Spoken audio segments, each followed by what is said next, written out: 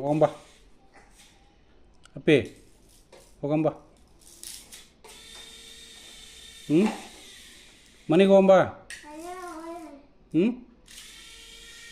ಏನು ಮನೆಗೆ ಹೋಗೋಣ? ಬೇಡ ಬೇಡ, ಇಲ್ಲೇ ಇರ್ತೀಯ. ನಾನು ಅವ್ವ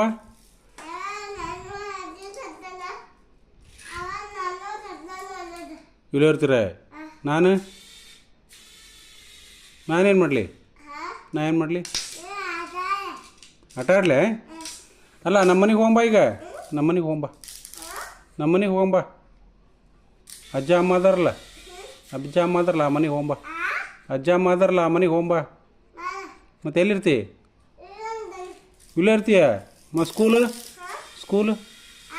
ಸ್ಕೂಲು ನಿಂದು